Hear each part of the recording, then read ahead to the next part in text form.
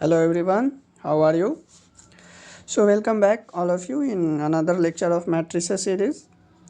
In the previous lecture, I already have shared about system of linear equation, its type, definition and its solving methods also. I have considered one example based on the systems of linear equation. So in this lecture, I am back here with more problems of systems of linear equations. So without losing a types, we come on our the topics. Here you are able to see that I have written a questions which is basically based on systems of linear equation. तो आप जैसा कि देख पा रहे हैं आपके सामने मैंने एक और क्वेश्चन को कंसीडर किया है बेटर अंडरस्टैंडिंग के लिए। पहले लेक्चर में मैंने आपसे शेयर किया था इसका एक एग्ज़ाम्पल और इस लेक्चर में मैं आपसे शेयर कर रहा हूँ इससे कुछ रिलेटेड प्रॉब्लम्स, चूँकि ये काफ़ी one of the important topic बन जाता है आपके एग्ज़ामिनेशन के नज़रिए से, वो चाहे यूनिवर्सिटीज़ पेपर हो या अदर एग्ज़ामिनेशंस हो, गेट, नेट और JRF के लिए, राइट। तो मैं कंसीडर कर रहा हूँ आपके सामने।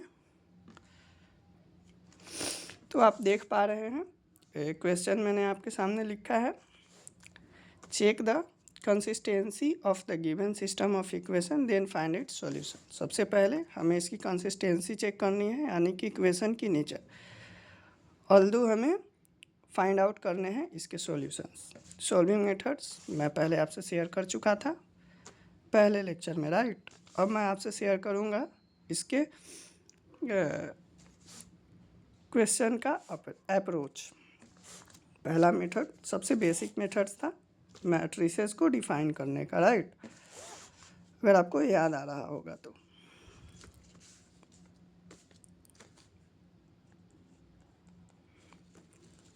मैट्रिसेस डिफाइन करना काफ़ी ज़्यादा इजी था।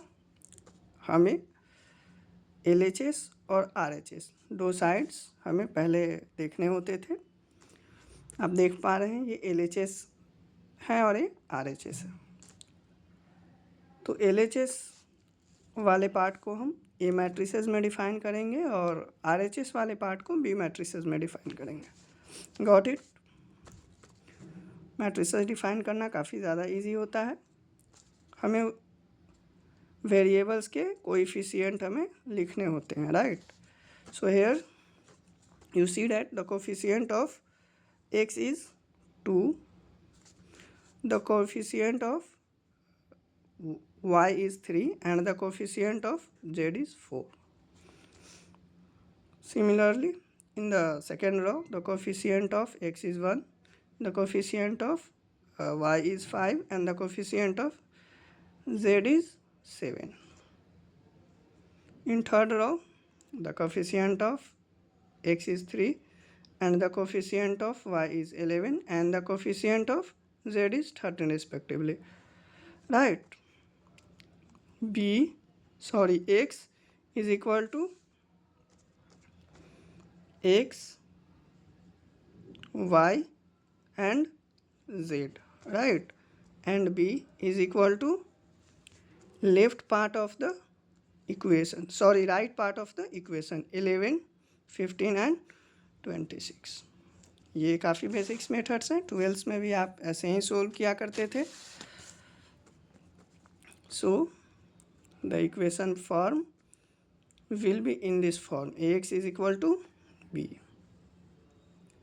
ये हमारा काफ़ी बेसिक मेथड्स हुआ करता था, राइट, जैसे हम 12th क्लास में यूज़ किया करते थे। अब हम इसे सोल्व करेंगे अपने सॉल्विंग मेथड से, रिड्यूसिंग इन इक्लन फॉर्म और फाइंडिंग रैंक के मेथड से। सबसे पहला मेथड था हमारा, सबसे पहला स्टेप हमें ऑगमेंटेड मैट्रिक्स बनाने थे, राइट। तो मैं ऑगमेंटेड मैट्रिसेस कन्वर्ट कर रहा हूँ, इसे काफ़ी आसान है। 2, 3, 4, 1, 5, 7, 3, 11, 13 ऑगमेंटेड B वाले मैट्रिसेस को कंबाइन करेंगे 11, 15 एंड 25, इट विल बी 25। सो जो हमारी दूसरी स्टेप थी वो थी मैट्रिसेस को इक्लन फॉर्म में रिड्यूस करने की, राइट।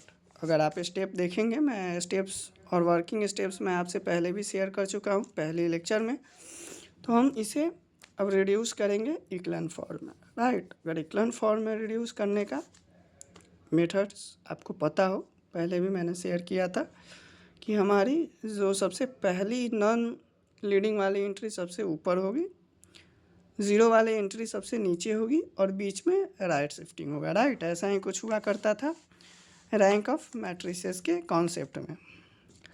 तो आइए अब हम इसे रिड्यूस करते हैं इक्लन फॉर्म में।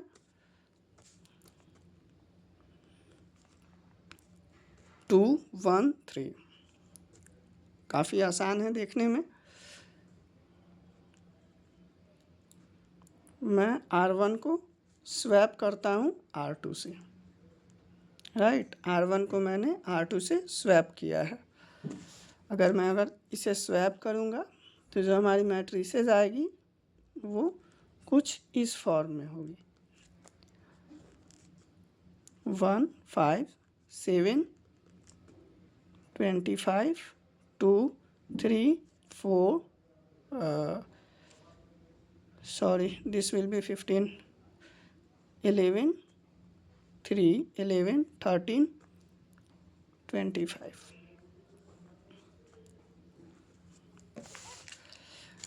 स्वैपिंग करने के बाद आपको समझ में आ रहा होगा इक्लन फॉर्म की प्रॉपर्टीज़।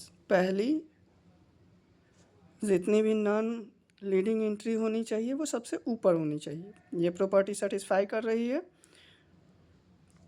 दूसरी प्रॉपर्टी, हमारी शिफ्टिंग राइट की ओर होनी चाहिए, जो कि नहीं है। तीसरी, ये वाली टर्म हमारी ज़ीरो होनी चाहिए, जो कि नहीं है। अब हम इसे रिड्यूस करेंगे इक्लन फॉर्म में। काफ़ी आसान मेथड है इक्लन फॉर्म में रिड्यूस करने का। सबसे पहले हम इसे ज़ीरो बनाते हैं, इस एंट्री को और इस एंट्री को, राइट।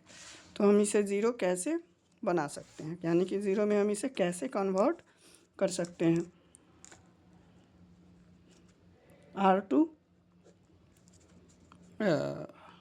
R2 minus 2R1। यदि मैं R2 में से R1 से 2 मल्टीप्लाई करके सब्ट्रैक्ट कर लूँ तो ये वाली टर्म हमारी ज़ीरो बन जाएगी। Similarly in R3 minus 3R1।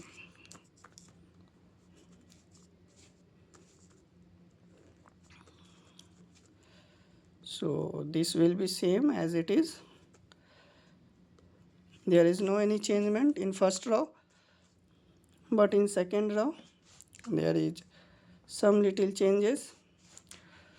2 minus 2 is equal to 0, 3 minus 10 is equal to minus 7, and 4 minus 14 is equal to minus 10, and 11 minus 30 is equal to minus 19. 3 minus 3 is equal to 0. 11 minus 15 minus 4. 13 minus 21 minus 8, and this will be minus 20. 25 minus 45.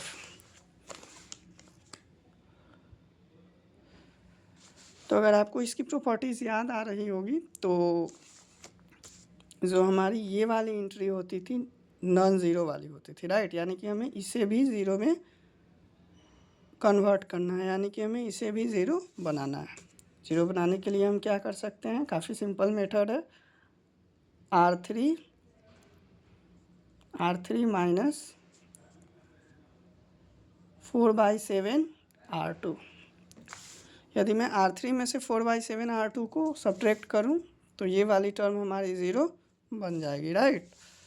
तो आइए देखते हैं 1, 5, 7 15, 0 minus 7 minus 10 minus 19, and this will be 0. This will be 0,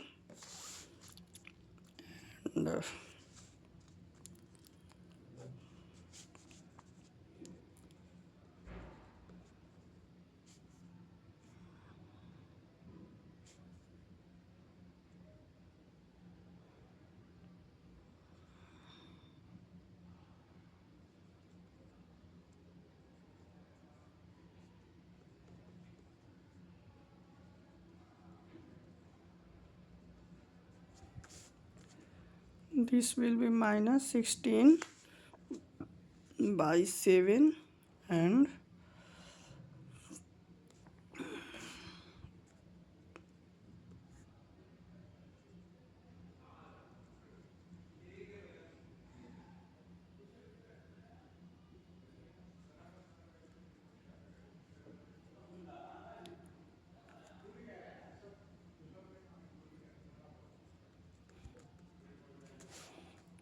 this will be minus 64 by 7.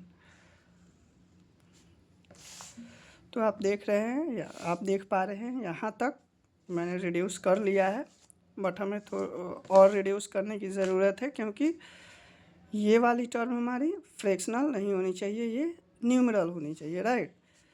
तो अब मैं इसे numeral में convert करूँगा। काफ़ी आसान है। R3 sign R3 minus 1/7, R3 assign R3 into 1/7। यदि सब मैं 1/7 से मैं डिवाइड कर दूं तो ये वाली टर्म हमारी न्यूमरल हो जाएगी, right. 1 5 7 15 0 minus 7 minus 10 19 0 0 minus 16 and 64। यहाँ से आप देख पा रहे हैं ये रिड्यूस हो चुकी है नॉर्मल फॉर्म में, और ये हमारा रिक्वायर्ड ट्रेंगुलर फॉर्म है, राइट। और ये हमारी हो चुकी है इक्लन फॉर्म में रिड्यूस। सबसे पहले मैं इसकी कंसिस्टेंसी चेक करूँगा रैंक से।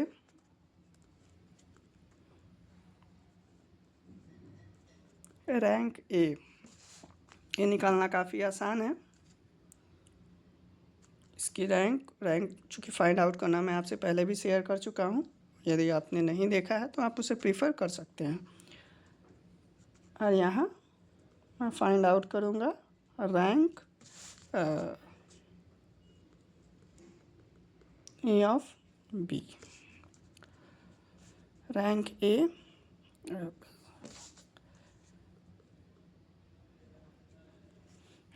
Of B is equal to 3 होगी इसकी रैंक, क्योंकि आप देख पा रहे हैं यहाँ 3 रो में ये इसकी नॉन लीडिंग एंट्री 2 है, तो इसकी रैंक 1 ज़्यादा यानी कि 3 होगी। और इसमें आप देख पा रहे हैं इसकी नॉन एंट्री इसमें भी 2 ही हैं, तो इसकी भी रैंक 3 होगी। आपको याद आ रहा होगा नेचर मैंने आपसे शेयर किया था कि यदि दोनों रैंक इक्वल हो तो हमारा इक्वेशन कंसिस्टेंट होगा, राइट। तो rank A is equal to rank A B. तो जो हमारी सिस्टम होगी वो कंसिस्टेंट होगी। अब हमें सोल्व करने हैं इसके इक्वेशंस को, राइट। इक्वेशन सोल्व करना काफ़ी आसान था। जैसे हमने पहले स्टेप में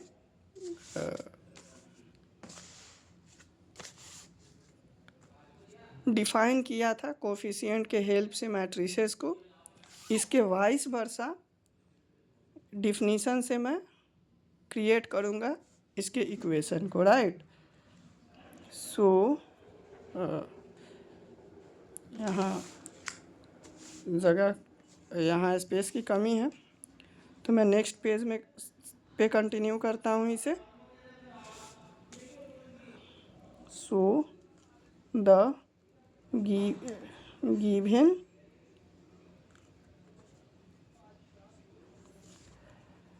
given system of equation is will be. हाँ, मैं लिख नहीं पा रहा हूँ प्रॉपरली, तो मैं कंटिन्यू करूँगा इसके नेक्स्ट पेज से। तो आप देख पा रहे हैं मैंने डिफाइन कर लिया है, यानी कि अब मैं इसे कन्वर्ट कर चुका हूँ सिस्टम ऑफ लीनियर इक्वेशन में, right, by the help of this form of matrices.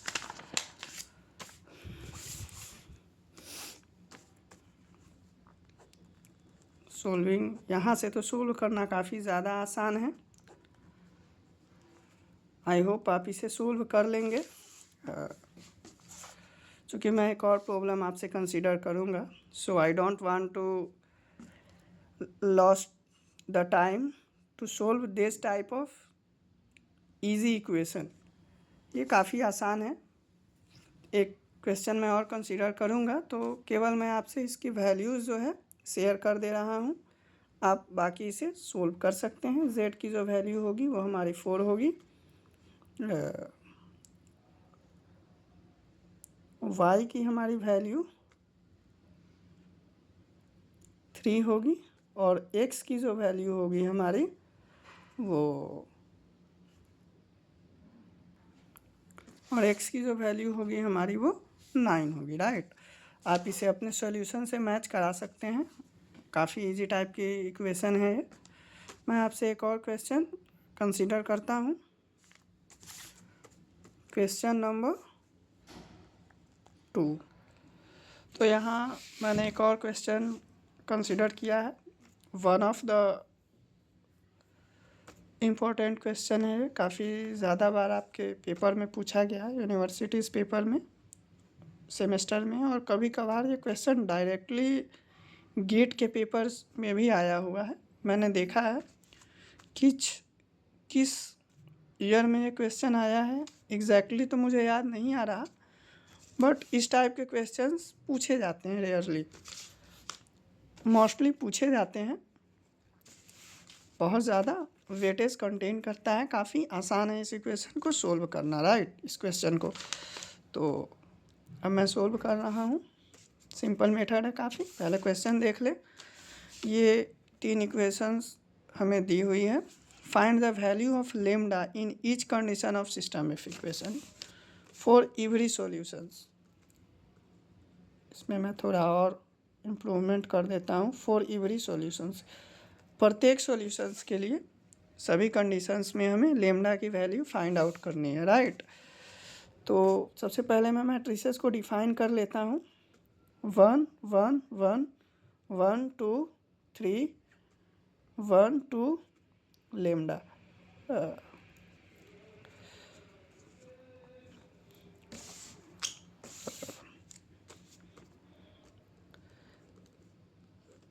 x y z and b is equal to 6 10 u। Form हमारी होती है x is equal to B, right. Augmented matrices हमें prepare करना है। काफ़ी आसान question है ये।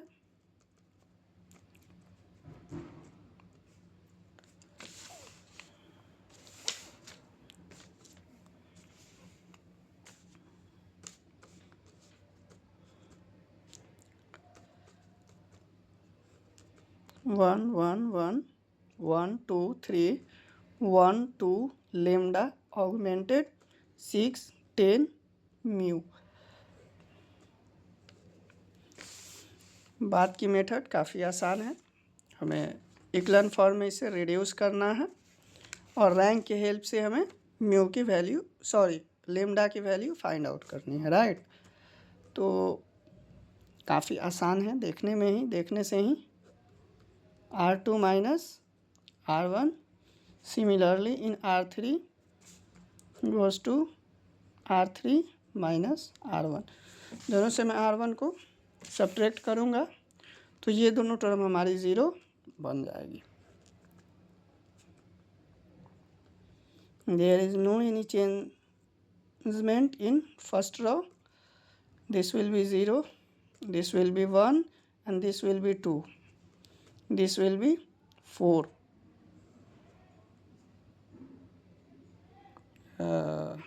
this will be 0, this will be 1, this will be lambda minus 3, and this will be lambda minus 1 and this will be lambda minus 6. एक और transformation करने की हमें आवश्यकता है क्योंकि हमें इस फॉर्म को 0 बनाना है, right.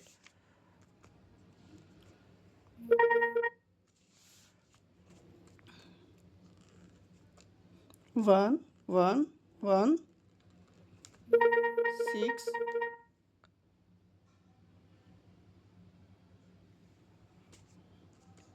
0 1 2 4 0 lambda minus 3, this will be lambda minus mu minus 10. So ये हमारा रिक्वायर्ड इक्लन फॉर्म है, राइट। सो अब मैं फाइंड आउट करूँगा इसकी दोनों वैल्यूज, लेमडा की और म्यू की। 4 no solutions, for no solutions के लिए आपको याद होगा मैंने आपको इन और आर की एक फार्मूला शेयर किया था कि कैसे हम डिटरमाइन करेंगे on the behalf of its rank and the behalf of its number, right. That means कि हमारी नंबर और रैंक ये दोनों यूनिक होनी चाहिए। Lambda minus 3 is equal to 0 and u minus 10 is not equal to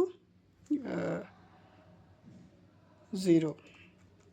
So lambda is equal to 3 and mu is not equal to 10. ये हमारी required value होगी नो सॉल्यूशंस के लिए, राइट। अब हम देखते हैं यूनिक सॉल्यूशन के लिए। फॉर यूनिक सॉल्यूशन की अगर मैं बात करूं तो यूनिक सॉल्यूशन के लिए हम दोनों के रैंक्स को फाइंड आउट करते हैं उसके अननोन से, और फिर हम डिटरमाइन करते हैं किसी भी स्पेसिफिक वैल्यूज को, right.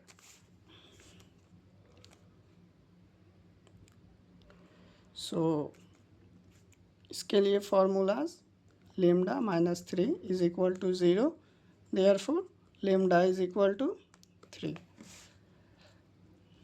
Here R A is equal to 3, R A of B is equal to 2.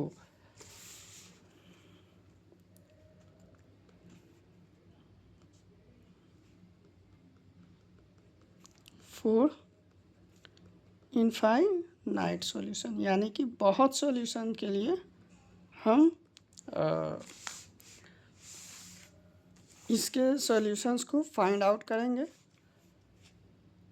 Lambda minus 3 is equal to 0 and mu minus 10 is equal to 0, therefore lambda is equal to 3 and mu is equal to 10. So ये हमारी required value है lambda की और mu की different conditions में उसके solutions के लिए, राइट। फॉर नो सॉल्यूशंस के लिए लेमडा 3 और म्यू नॉट इक्वल टू 10, यानी कि म्यू की जो वैल्यू है वो 10 के बराबर नहीं होनी चाहिए। यूनिक सॉल्यूशन में केवल लेमडा हमारा डिफाइन करेगा क्योंकि रैंक के बेसिस पे हम उसकी सॉल्यूशंस को फाइंड आउट कर रहे होंगे। Lambda is equal to 3. For infinite solution lambda minus 3 is equal to 0 and lambda minus, ये दोनों वैल्यूज हमारी सेटिस्फाई करेगी। Then we can say that the given system of linear equation has infinitely and many solutions. तो ये दो questions थे जो मैंने आपसे शेयर किया है। अगले सीरीज़ में अगली लेक्चर में कोशिश करूँगा कि मैं और भी क्वेश्चन को कंसीडर करूँ। ऐसे आप प्रैक्टिस करते रहें बेटर अंडरस्टैंडिंग के लिए, बेटर रिज़ल्ट के लिए। 2 क्वेश्चंस मैं आपसे शेयर कर चुका हूँ। अगली लेक्चर में यदि 1-2 क्वेश्चन होते हैं तो मैं और अप्रोच के लिए उसे कंसीडर करूँगा। और पिछले लेक्चर में मैंने बात किया था बुक्स के बारे में, राइट, कि कौन सी बुक्स परफेक्ट होगी। तो बुक्स के लिए मैं आपको शेयर कर दे रहा हूँ।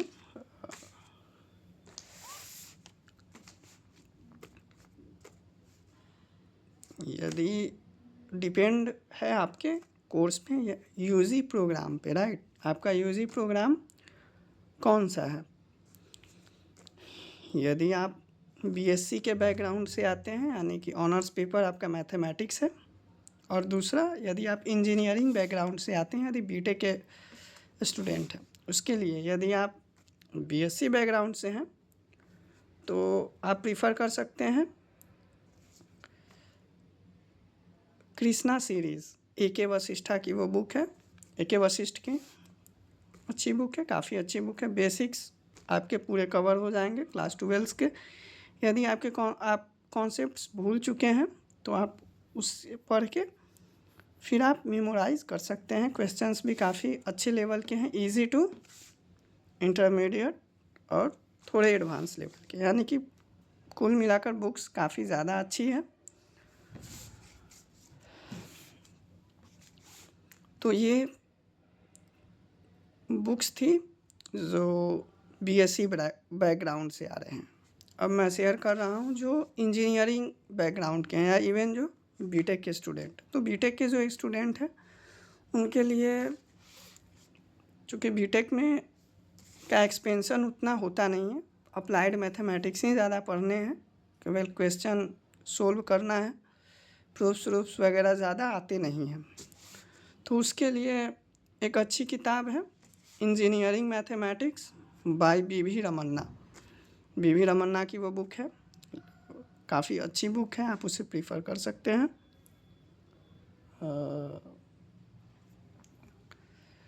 Lot of problems and various problems has mostly asked in university papers and the various competitive exams। तो 2 बुक्स मैं आपसे शेयर कर चुका हूँ, बीएससी बैकग्राउंड के लिए और बीटेक बैकग्राउंड के लिए, यानी कि जो ऑनर्स पेपर में है और जो इंजीनियरिंग बैकग्राउंड से हैं। बी.वी. रमन्ना जो इंजीनियरिंग के स्टूडेंट हैं और ए.के. वशिष्ठ जो बीएससी ऑनर्स पेपर के स्टूडेंट है, राइट। यदि जो स्टूडेंट गेट के लिए या आईआईटी जेम के लिए प्रिपेयर कर रहे हैं उनके लिए भी काफ़ी अच्छी अच्छी बुक्स है। One of the best book is B S. Grewal. B S. Grewal काफ़ी अच्छी बुक्स है, इसे प्रीफर कर सकते हैं। एमसीक्यू बेस्ड भी क्वेश्चन है, पहले सब्जेक्टिव क्वेश्चन आपको मिलेंगे, उसके पीछे मिलेंगे आपको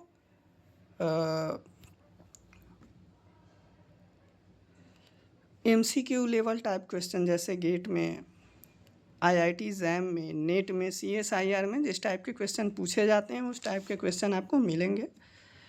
तो आप प्रैक्टिस करें, काफ़ी अच्छी बुक है वो, बी.एस. ग्रेवाल, बी.वी. रमन्ना और ए.के. वशिष्ठा, राइट। तो अब मैं आपसे शेयर कर चुका हूँ बुक्स की लिस्ट, और तब तक के लिए आप अपना ध्यान रखें,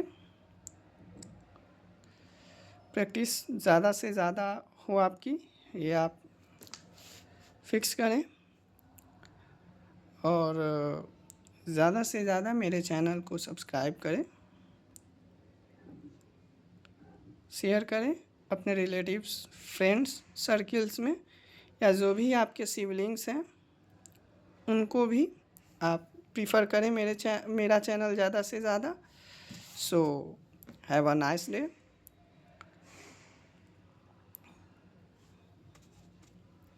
Thanks all of you to watching my video.